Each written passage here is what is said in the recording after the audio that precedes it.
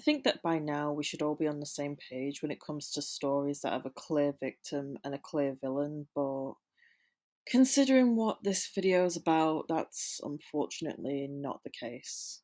I'm honestly sick to death of people trying to grant sympathy to those who don't deserve it, and the fact that it's been happening with this situation,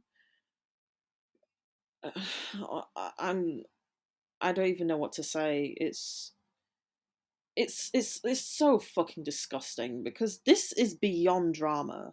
We're talking about someone who was trapped in a toxic and abusive relationship for over a decade. How the hell have we gotten to a point where we treat such serious things as nothing more than drama? How have we also gotten to a point where we look at people like Kaya and try to find ways to demonize them because we're so desperate to paint these situations as nothing more than he said, she said nonsense when the answers are right there? Unless Kaya's some Oscar winning actress who can easily cry really hard to the point of shaking and struggling to breathe, you can't make any of that up. Those were real emotions she was displaying. Jake managed to induce so much fear into her that she was brought to the point of having to go to the hospital. It, are we just gonna forget that happened because it did?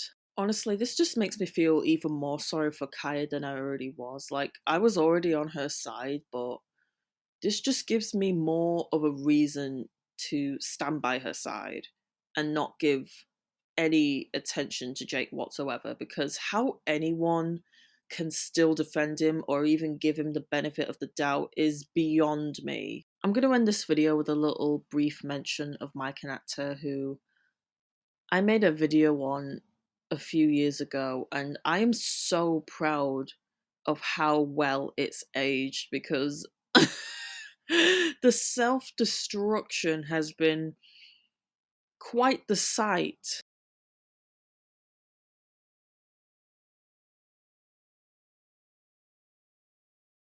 These videos only prove me, as well as everyone else has been calling him out, right.